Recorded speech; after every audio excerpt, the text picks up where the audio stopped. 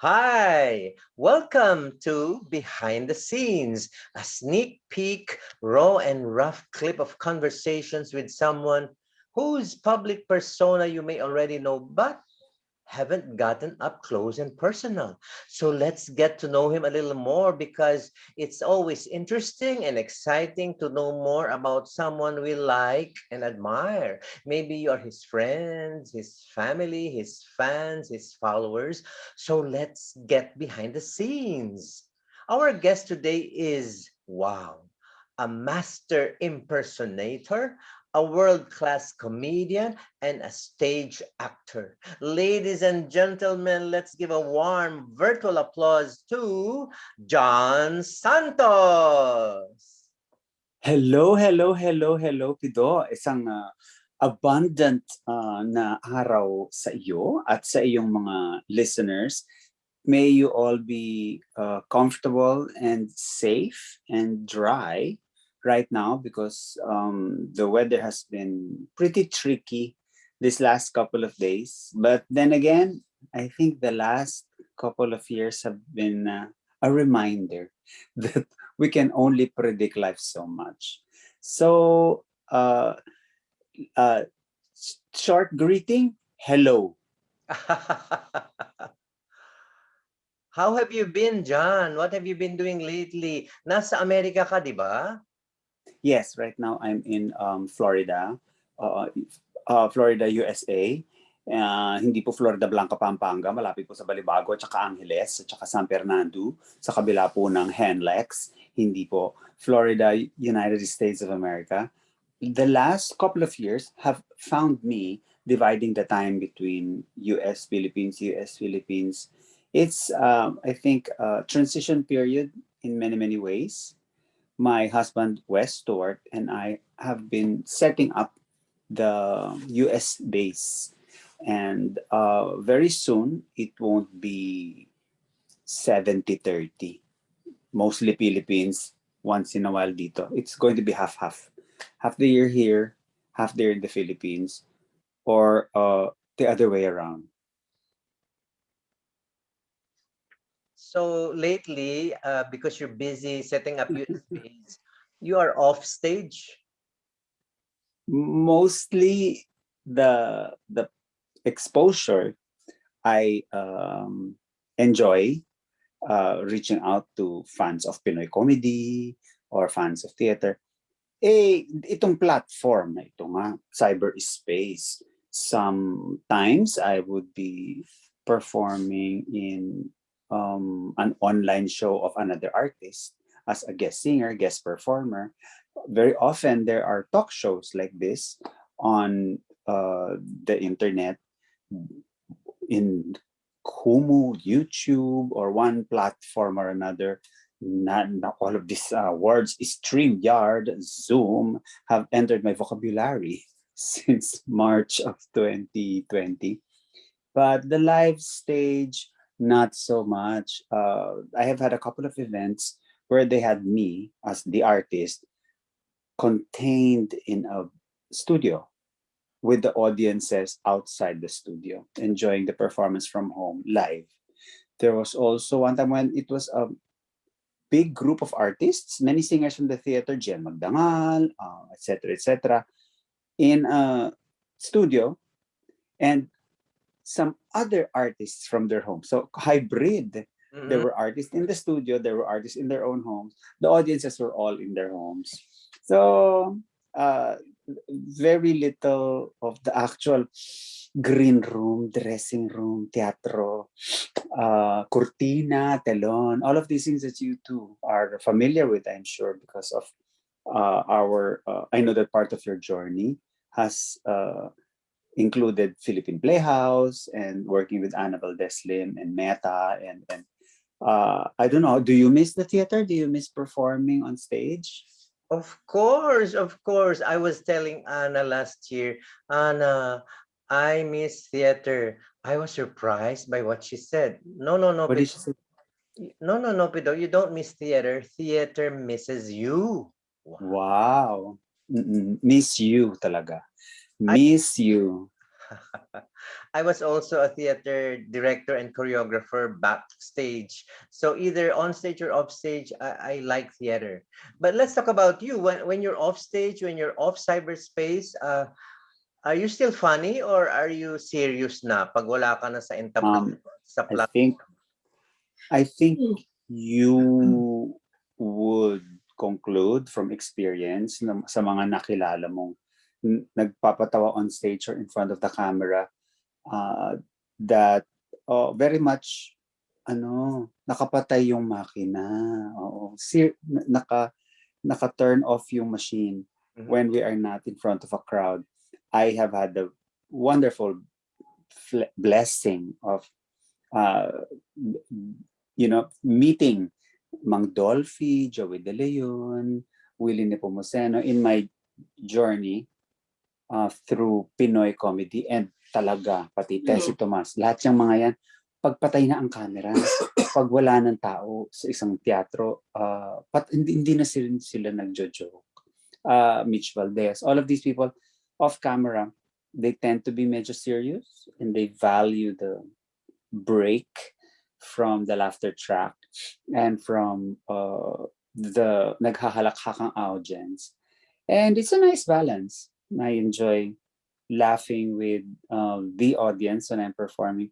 But my little bondings, kape-kape with friends, they tend to be serious. Of course, there is always the punchline and the kulitan. But it does not take over these precious moments with kindred spirits. The most important times I have, and with my family and with my spouse, serious. In fact, pati tatay ko to this day, after 30 plus years of performing, when in our last encounter, he scratched his head. Sabi niya, hindi ako makapaniwalang, yan ang trabaho mo, pero hindi ka mapatawa man lamang. I think a little disappointed that off cam we are not punchline machines. But to answer your question, no comment. So is it a choice that you turn off your machine when you're off stage? A choice yun. It just sinasapian lang ng melancholia at seriousness at pagod. At in fact, I like quiet time. Mhm, mhm. I like silence. Oo, hindi ako naghahanap lagi ng ingay at kulay. I like plain, neutral, gray, white surroundings, which is a nice balance for me and my spouse. When he wakes up in the morning, it's the radio and the podcasts and noise and classical music, and the windows are open and light streams in and the curtains are parted. So light and music and sound and voices fills up the breakfast moment.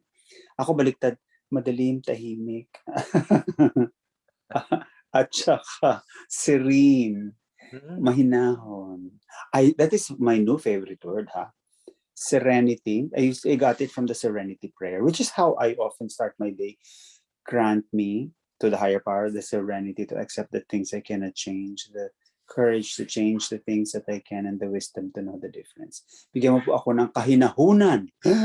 Kahinahunan Naku. na tanggapin ang mga bagay na hindi ko mababago. Lakas ng loob para mabago yung mga kaya kong baguhin. At saka yung talino para malaman ang pinagkaiba ng dalawa. Diba? Nakakapagod bang magpatawa? Nakakapagod? Very, very, just like any theatrical experience o yung sumali ka ng play, malaking cast, maliit na cast, yung stand-up act na isa, 2 oras, minsan may kabatuhan, minsan mag-isa, nakakapagod. Very, very draining. It's hard work.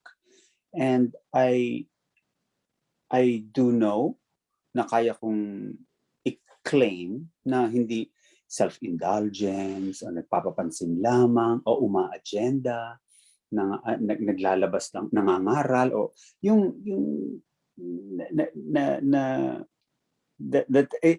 that is it's only for me. I believe a lot of it is regalo o paglilingkod doon sa audience. It's hard work. Mula sa pagplano nung pagtatanghal until the weeks leading to studying what you will say and what you will portray, hanggang sa nakasalang ka na. Yung makina, pag gumigiling ng ganyan, bawat segundo, nagkukwenta ka ng tumawa ba to, hindi ba tumawa to, etc. etc. Na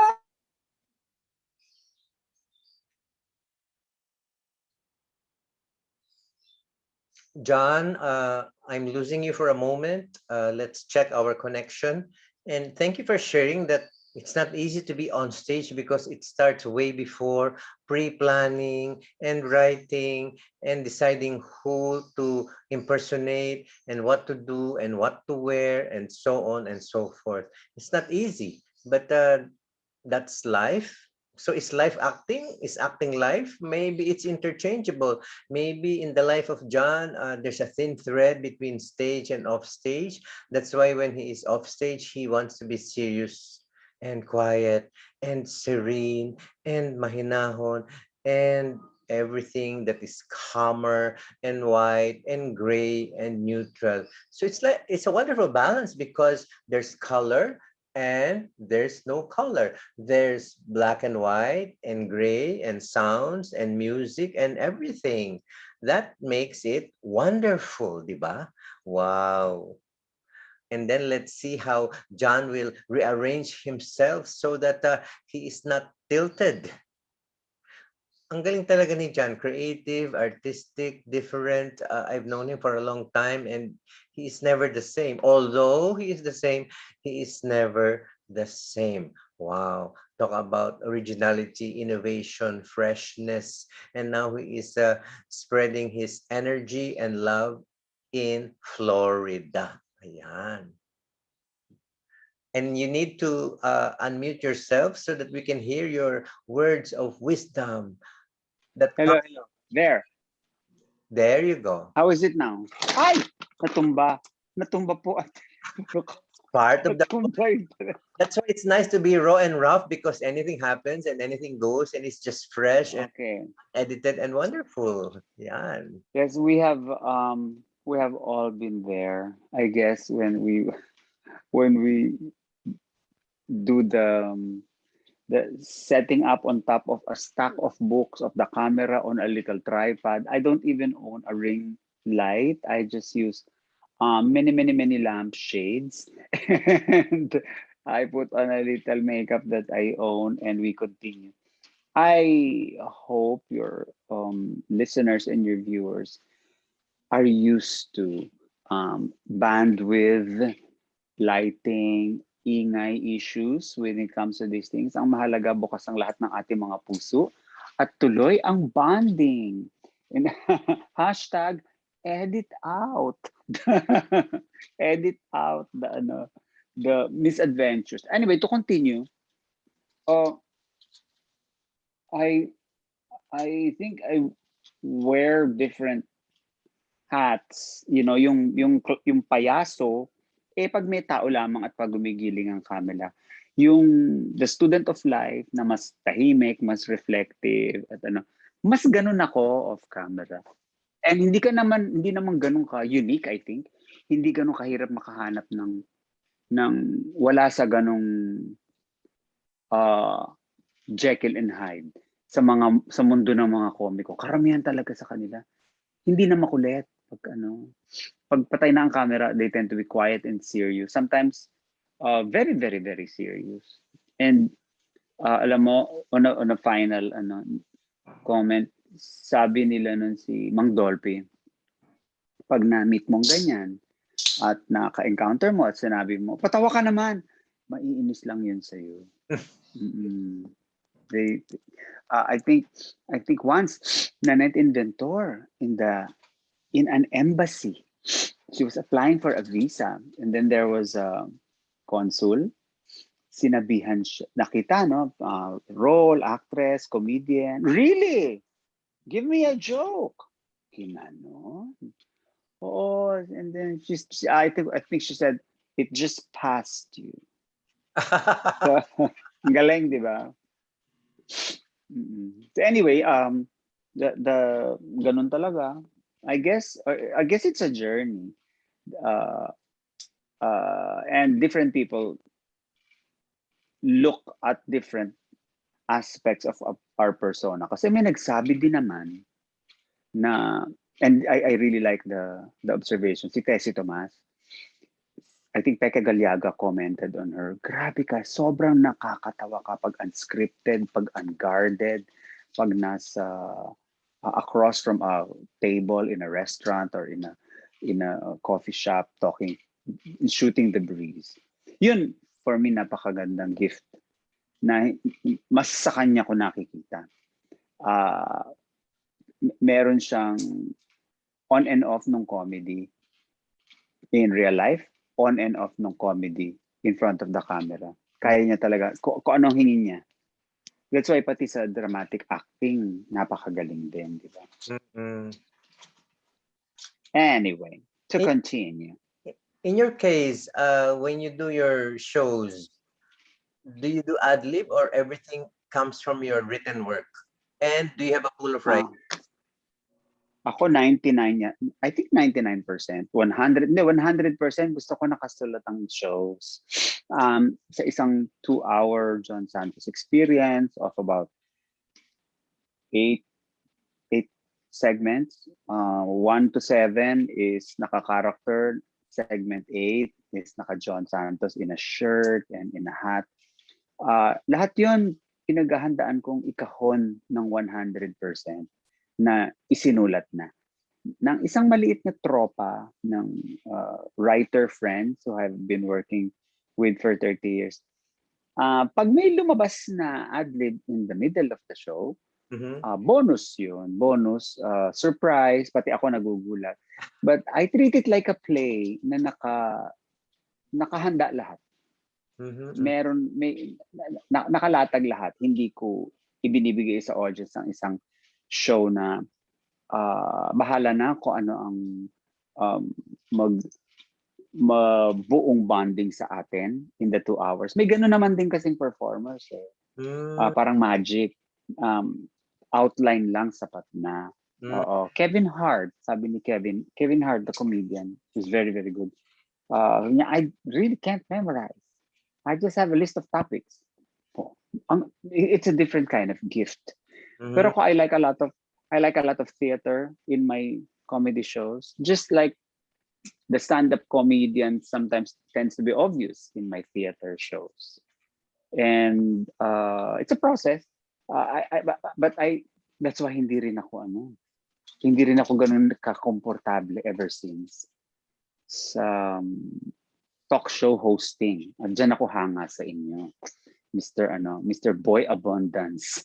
Napakagaling na yung magpaandar ng unscripted, only structured show flow. Pero panapanahon. There is a time din naman hilig-hilig kong, because there was a John Santos show for a while on Viva TV. Interview din, syempre hindi mo naman alam ang isasagot sa'yo, di ba? So, nasa follow-up question, nasa banter, nasa back and forth. That was also very intriguing to me. And there was a time that was a big part of my life. Magandang magic din yan, yung binubuksan mo yung puso ng kausap mo, which is something we owe you. We owe you a big thank you. Na sana patuloy ang mga palatuntunang ganito na tinatanggalan ng maskara ang mga artists para mas makilala ng iyong mga followers. You are a great impersonator. You can do anyone, male, female, young, old, rich, poor, regardless of field or genre. Mm-mm. If someone were to impersonate John Santos, what would he or she have to do to capture your essence? I think that is something I would also like to know. I don't in one maalaala mo kaya episode, tinampok yung buhay ni Rio Diaz, a former co-host. Nung siya nabubuhay, bahagi ng kanyang TV life, ang Sarap TV, a cooking show that we did, may John Santos doon. Siguro ginawa lang ng medyo makembot at naka-t-shirt, pero walang unique na punto, hand gesture, or ano. I think bahagi din yun ng pagiging gaya-gaya. Pag wala kang maskarang suot-suot, puti ka, empty canvas ka lang. Nakatago, ano siya, neutral. And I don't mind. Siguro kung may gagaya sa akin, siguro they'll try to do this bangs. Marami namang comedian na ganyan ng bangs. Minsan nagpapahaba ng buhok si Sweet. Magalawang kamay, marami namang magalawang kamay. It's not a very distinct accent, di ba? Ordinary Tagalog, ordinary English, or ordinary Taglish ang lumalabas sa pagsasalita ko in conversations. I really wish I could tumbok the answer or that formula. Wish ko yan ever since. Sana may gumaya naman sa akin. Wala naman, hindi nangyayari. And tinanggap ko na din naman. Maybe because I'm really very neutral. I'm really very neutral. And when I am not working, the mask is off. Everything is neutral. I don't even like prints. It's a solid black or a solid white. Canvas ka lang. Working actor. So, ikaw na lang ang sumagot. Ano ba ang essence ni John Santos? Kahit walang gagaya sa'yo, ang essence ni John is neutral. Is that what you're saying? Student of life. Open every day. Zero and serene and present. Wow. Ang bawat araw ko kasi nagsisimula sa meditation at saka nagwawakas sa yoga. Na buburahin mo yung kahapon, buburahin mo yung bukas.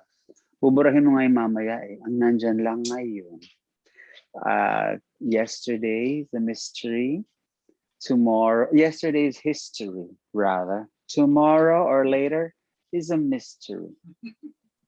So what you have only is now, the present, and that's a gift. That's why the present is a gift. That's why it's a present. Diba, yesterday is a mystery, is a history. Tomorrow is a mystery. Ayan, rewind. Yesterday is history. Tomorrow is a mystery. Today is a gift. That's why it's a present.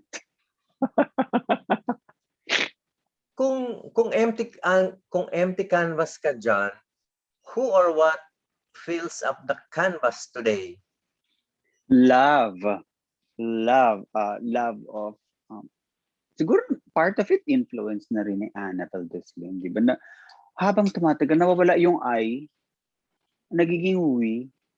Di ba? My community, my family. Buhay pa aking mga magulang, nag-aalaga rin ako ng mga magulang pag ako'y nasa Pilipinas.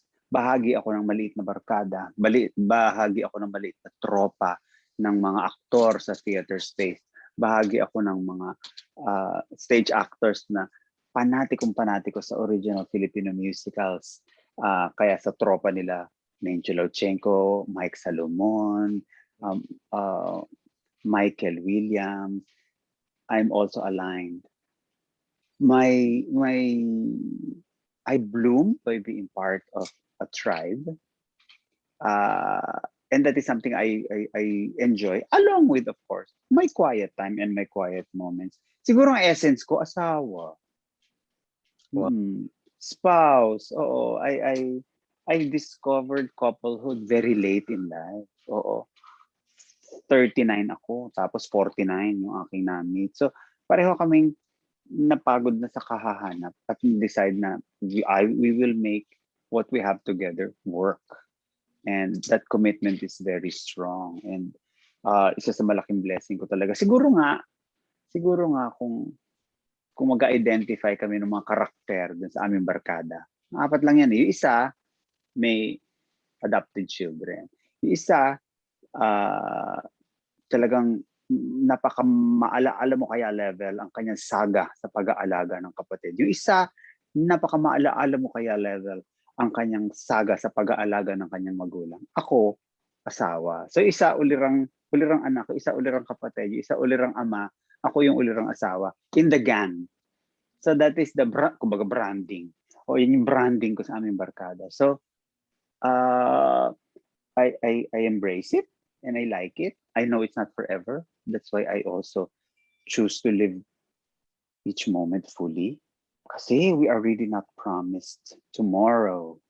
Diba? Hindi, ang bukas ay hindi pinapangako sa atin. So, I enjoy that part of me. Minsan hindi naiintindihan ng iba na parang, ba't hindi ka sobrang, ba't di ka busy? Hindi ka masyadong active. Hindi mo I think nagbigay for 30 years sa aking audience. I mean, kami naman, ako naman moment where gigising sa umaga, hihintay mo yung ilahahain sa iyo ng universe kasi alam mo naitabi mo na yung dapat itabi para sa mga inaalagaan mo. 'Di ba? Na-delegate mo na doon sa iyong mga inaasahang magpaandar ng iba mong endeavors. So, John moment, John to himself and John to his husband. Okay.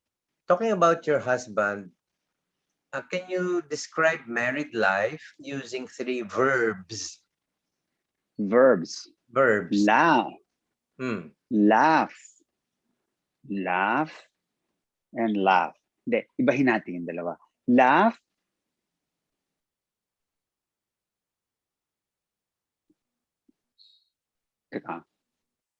Laugh. My married life. My unique married life. Yes. Ay, nako.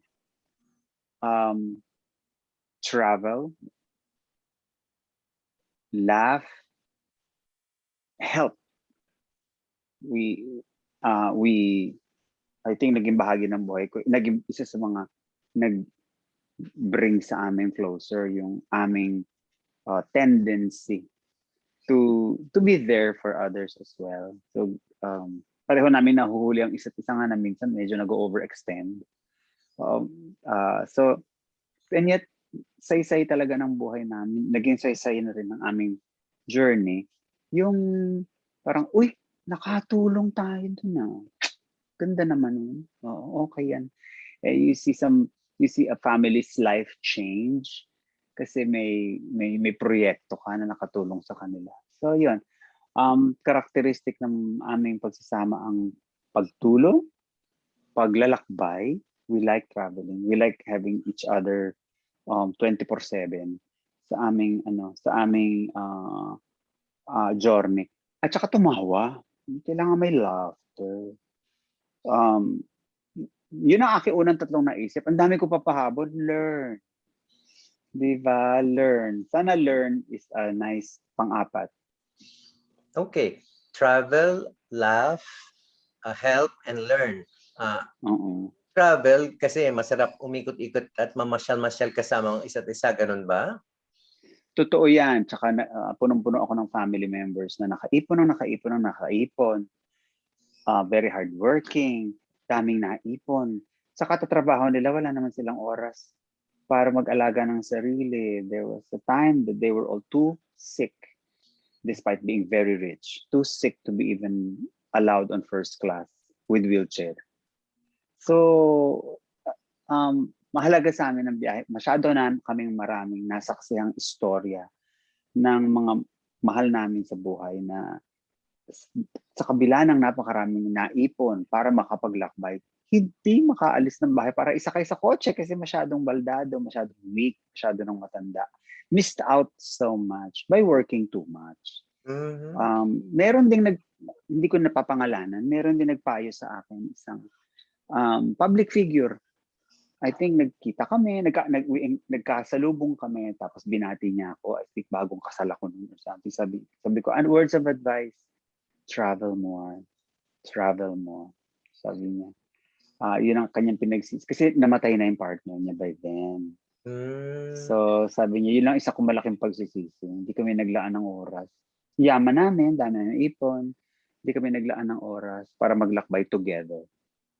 Mayroon mga nagsasabi na a successful partnership, kailangan din you have enough savings so you can travel together and travel apart, separately. Yun hindi ko pa napapatunayan at hindi ko ata balak patunayan kasi alam ko na hindi ako mahilig sa long distance situation.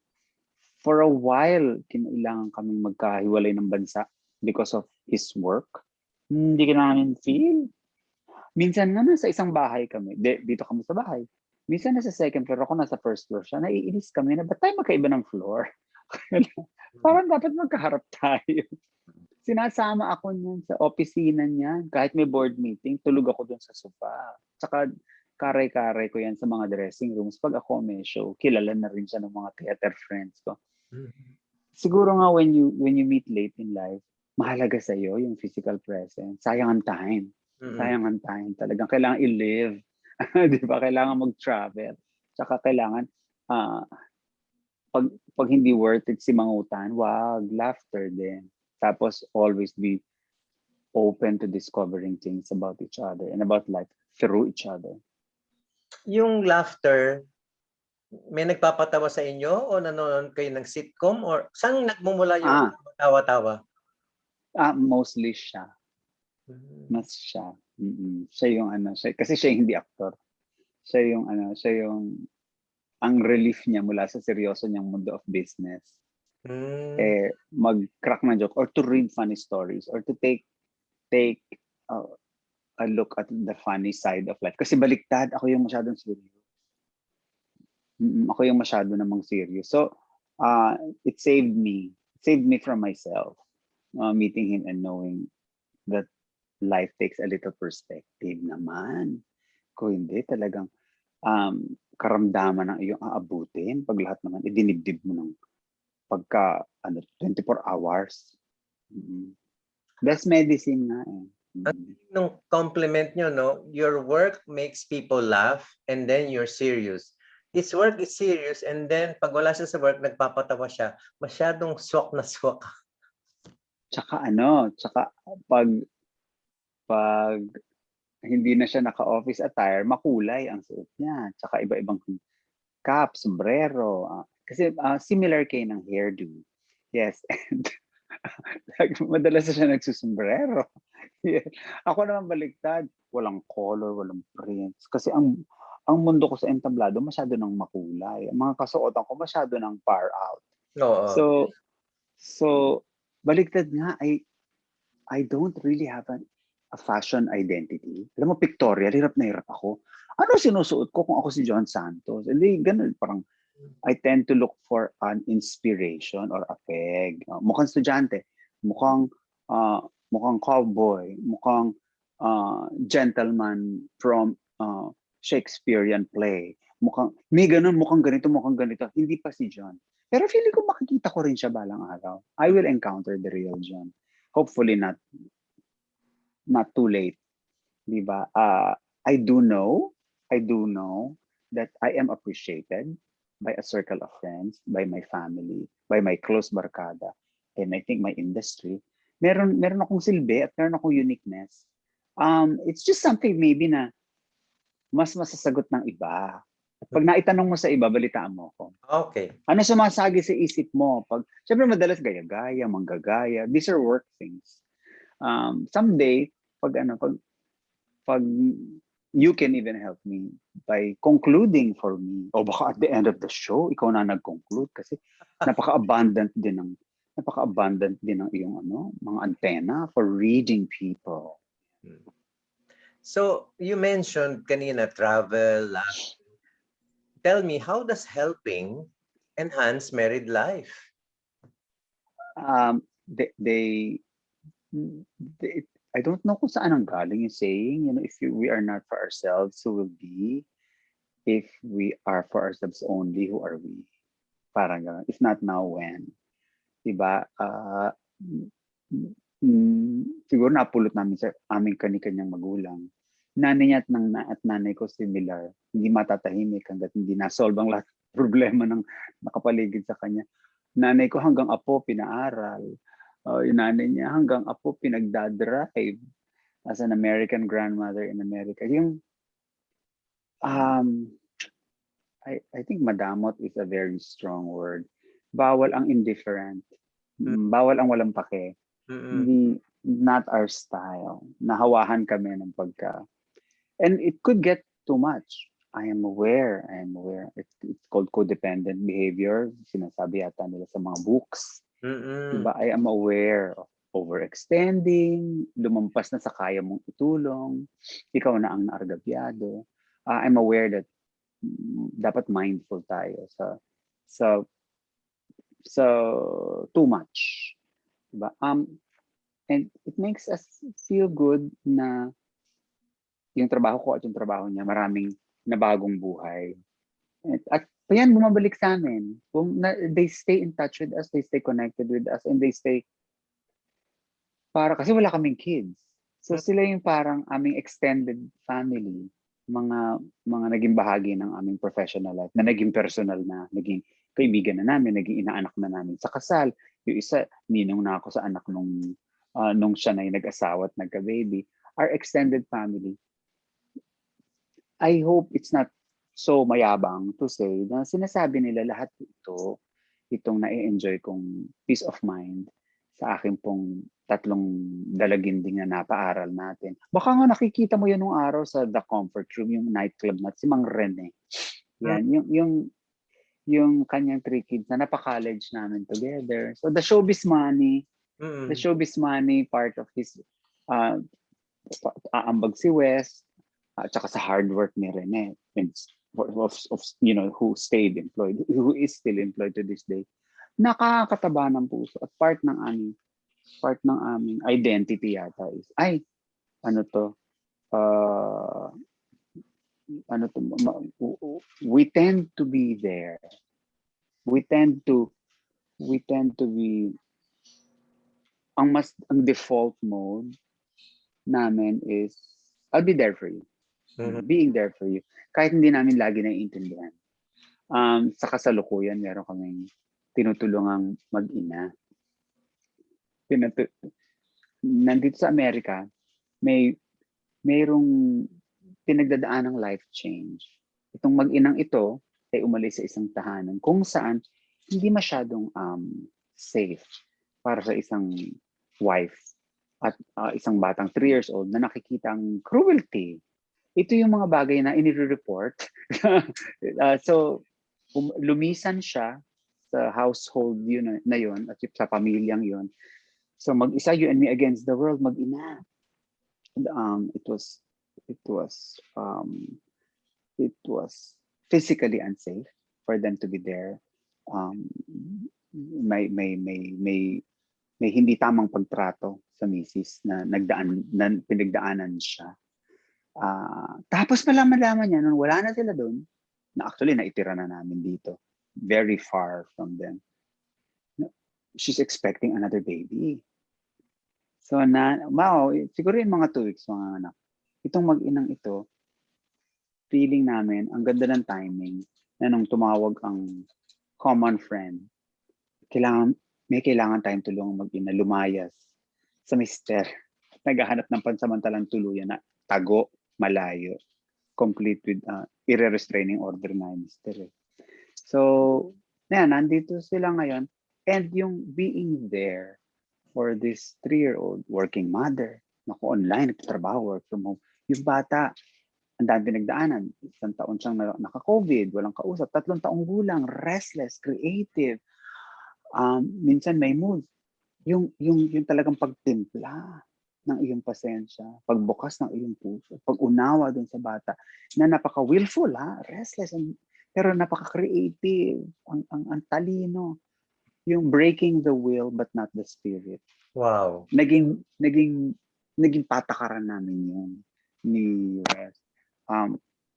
Para kami naging modern family rito ng kalahating taon. And I think at some point lilipat din at mag-move on. Baka bumalik sa Pilipinas itong mag-inang ito at ang kanilang bagong isisilang. But now, status quo, hindi pwede umalis kasi nga ilang weeks na lamang they will welcome a new child. For us, nakakapagod, nakaka-drain, nahirap hulaan ang tamang pagiging magulang. No credibility, no experience. Pero one day at a time, and just by being there, sapat na siguro yun. Sapat na.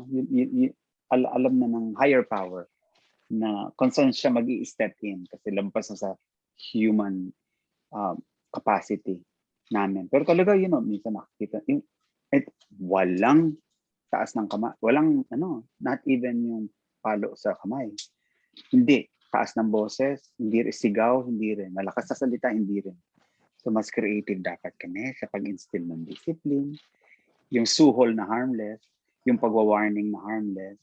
Kasi yung bata ata nakakita ng cruelty in that previous situation. So, what a nice puzzle. What a nice puzzle. Ang galing So, si John Santos pala ay off-cam, off-stage, off-cyberspace seryoso. At mahilig mamroblema. Sabi nga nila, I am my worst enemy. But I would like to think I'm also my own best friend. Yun. And then, according to you, hinahanap mo pa ang iyong essence kasi sino kaya makaka-impersonate sa akin? Ako mismo, hindi ko pa nakikita yung aking essence. And yet, I am fulfilled because I have a husband who we revolve around traveling and laughing and helping and learning. Wow! Ang daming matututunan ng ating mga tagahanga tungkol kay John Santos behind the scenes. Pero maglaro muna. Ang middle name ni Pido ko talaga is Recap. Pido, Recap, Aguila. Ang galing mo mag-recap. Laro muna. Teacher kasi. Teacher. An author. Ayan. Maglaro tayo konti. Sige. Nervous ba ako? Mapapahiya ba ako nito? Mako-conscious ba ako? Ikaw pa, ang essence mo yata puso. Ayun, baka ang essence puso. I will mention 2 words. Pili ka ng isa at kung gusto mong ipaliwanag bakit yun ang napusuan mo, edi paliwanag mo. Number 1. Kumbaga merong siyang NY. NY. Kung maibabalik mo lang, ibabalik mo ba ang carnival o ang circus? Carnival! Oo, kasi I am more fascinated with experiencing something with someone else rather than, I'm not as curious about the magic of being a performer and being in the audience. So hindi ako masyadong sabik na ma-experience ang pinapanood at nanonood sa isang na yun na ata ang parang chemistry ng isang circus, di ba? Pero yung carnival, pasyal, mas yung relationship mo sa isinama mo sa carnival ang tinetake home mo na magic. Okay. I think yun ang aking ano. Okay. And mas carnival person ako kaysa circus. Kasi hindi na bago sa akin yung may nagpe-perform at nanonood. Okay. Delikado pa, nininervous ako sa mga circus. Ang apoy-apoy, hinahati sa gitna. May trapis pa. Mas rides. Oo. If you were a board game, chess ka ba o Scrabble? Scrabble. Oh, I'm in love with words. Tsaka mas gusto ko 4 naglalaro kasi 2. I have a love affair with the written and the spoken words. So, hindi ako magaling, ha? Hindi ako mataas ang points kasi hindi naman ganun kalawak ang aking vocabulary. But more than chess. Sa chess, may isang panalo, isang talo. Yung isa, tatlon talo. May isa lang mananalo. Pero magkakarama yung tatlong hindi nagbuli. Hindi masyadong sad. mas GV. Mas GV ang Scrabble. So how is Scrabble like John Santos? I am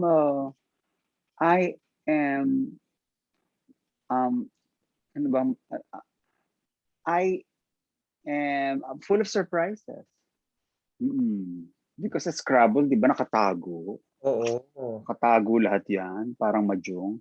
Oo, biglang manggugulat ka na lamang sa iyong word score, sa iyong diskarte. And it involves it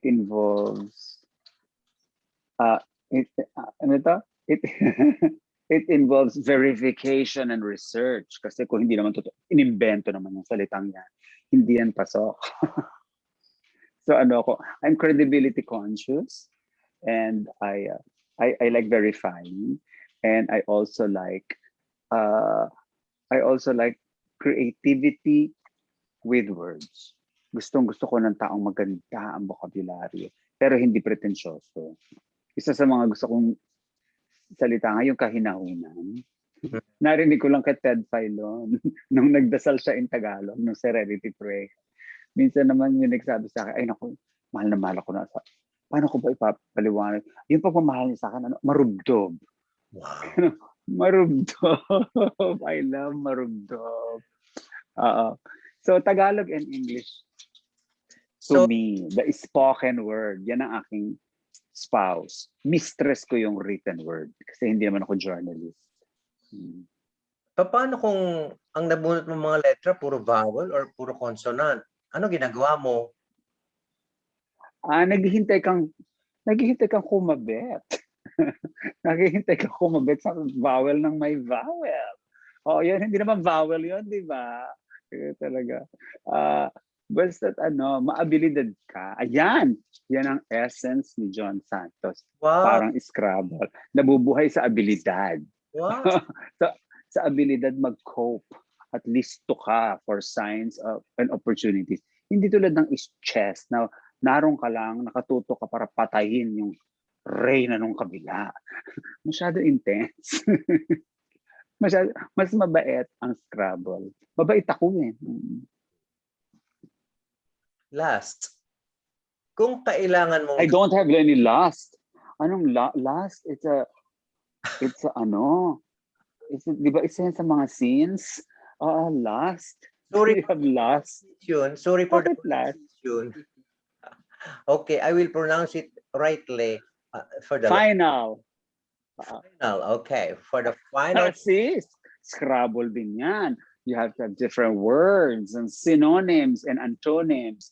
Otherwise, I will split your infinitives and cut off your dangling participles and question your mark and put you in a coma because you have made me miss my period. Okay. If you have to do this, would you cook or would you paint the house? Ay, cook na lang. Cook na lang kasi I am, alam mo yung OC, yung masyadong takot magkamali at kailangan ang tama ay tama. Mas natatago yun. Mas hindi ko maikukubli ang palpak pag nagpintura ako. Yun ang kailangan iaasa ko sa professional. Yung cooking, medyo maitatago mo yung mga inuwido at hinula-hulaan mo lang. Mas madali yatang mag-solve ng mistakes sa isang recipe. Although, ba't di mo nga naman pinturahan ulit, di ba? Patungan mo ulit. Pero mas mahirap yun. For me, I find more joy in cooking. I also have tremendous respect for builders, for people who do this for a living. Lalo na dito. Actually, isang pinunta namin dito. Inaayos namin ng konti itong aming nabiling small house. So may mga home renovation kami ginagawa. Na hindi naman to parang Pilipinas na mas na-afford ang contractor. Di ba? Yung marami rito didiskarte mag-isa. Kaya yung mga Home Depot, yun aking mga bagong favorite places. Hardware. Ang dami palang size ng kubeta. Lahat pa. Pagkadami-dami palang korte ng lababo. At may mga standard palang ganito. Yung shower head. Yung ganun. So, may bago akong paghanga na na-develop pagdating sa mga pintor o sa mga marunong magpintura ng bahay. Naku, may kaibigan ako rito, young couple, Pinoy. Maabilidad din. Oo, yung kanilang bahay, imbis na iasa sa nagumasta pa, silang mag-asawa, nagro-roller ng ganyan. Baka lang kulang lang ako sa guts. Pero merong isang mundo ng paint supplies sa mga hardware dito na sophisticado na talaga namang hindi ka na masyado mahihirapan, pero hindi ko pa yan natutuklasan. Yung cooking, it's really for me such good soul work on both sides of my family and my husband's family. Ang pagkain at ang pagsalo-salo sa pagkainan, number one source of love and soul work. Wow. Hindi naman ma-sports masyado yung pamilya ko at pamilya ng asawa ko at this point in our life. Siguro when we were kids, but that wasn't even something we did together. Alam mo yung nakikita mo sa mga documentary ng mga The Kennedy, yung mga tumatakbo sila, nagpo-football, o hindi kami ganun. Karamihan ng mga banding namin nagbabalitaktakan over the dinner table. Ang galing. Napakamalinaw. Ikaw ba, mahilig ka magpipintura ka ba ng bahay? Although little jobs, tsaka puti lang. Ayoko naghahalo. Mamali pa ako. So neutral talaga, white, black, wala nang timpla-timpla. Tsaka may uso ngayon, di ba, mayaman gray. Yung mga gray, yung dingding na gray, yung kulay semento, kulay ng sandboard. Yun ang aking bagong. Ito hindi babaguhin namin yata ito pa nag-iipunan namin kasi hindi ko masyadong ka-skin tone. Pero ang gusto ko yung gray. Kulay ng kalapate. Ayan. Ganda. Kumbaga sa pagkain, ang interview na ito malinamnam, masarap, ang daming sangkap, ang daming sahog. Pansit lang pero ulam na. So salamat dyan. Pero bago tayo magtapos, baka meron kang message sa mga tagapakinig, tagapanood, yung mga namimiss ka sa Pilipinas at mga kaibigan mo sa Florida. Anong sasabihin mo sa kanila? Narito lamang po ako. I'm here to continue to communicate because even with the new normal, may mga bagong platform at bagong paraan at mga bagong proyektong kailangan tayong harapin. May mga bagong musicals na konting hudyat o hint o clue.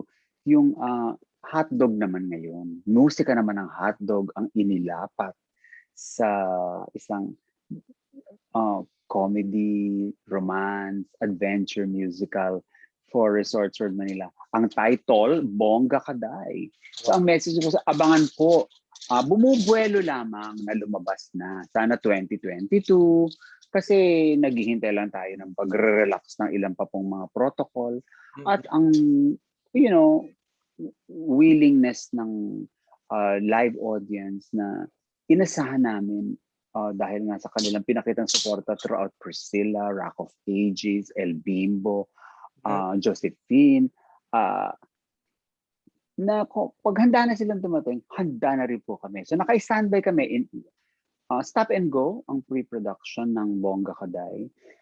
Meron din ako mga projects with theater space. At ito ay mga little Shakespeare pieces na maaaring silipin ng ating mga manonood in form of a open rehearsal. Ayan, open rehearsal. Pero internet, sa bahay nyo lang, libre. Sa bahay din namin kami mga aktor. At it's also volunteer work. Pero fun and it's Shakespeare. Nakakatuwa. Ano ba siya? 600 years later? 600 years later ba? 400 years later? O at least 400 years later, makabuluhan pa rin ang mga istorya niya tulad nila Romeo and Juliet and Midsummer's Night's Dream. Yung 12th Night lalabas at mga iba pang mga pieces ni Shakespeare at hopefully Tagalog pieces very soon. So ang message ko po sa mga sumusubaybay nito ngayon ay magsasabi lang po kayo, no matter what the platform is. Alam niyo naman, hindi ako stranger sa platform. Ang platform, bahagi po yan ng buhay ko. Lagi po ako naka-platform, lalo pag naka-ATV o naka-Cartolina Gray o via horseback. At sino pa ba? Abangan niyo po ang isang very special, I cannot disclose. So tatlo na, no? Yung play, yung musical, at saka yung English, yung Tagalog. Isa, meron akong competition show na magiging bahagi po tayo. O yun, hindi ko pwede masyadong kwento kasi. Wag, wag, wag, wag, wag, wag, wag. Pumirma ako ng non-disclosure agreement. May Non-disclosure. isa pong timpalak na tayo magiging bahagi. So many exciting things at sana magre-run ang Huling El Bimbo. It just might. Oh, So stay safe, everyone. Theater will never go away. Art will always find a way. with that, maraming salamat, ladies and gentlemen. Let's give another warm virtual applause to the John Santos. This is Pido Aguilar, behind the scenes. Hanggang sa susunod na kabanata. Thank you, everybody. Take care. God bless. Abundance.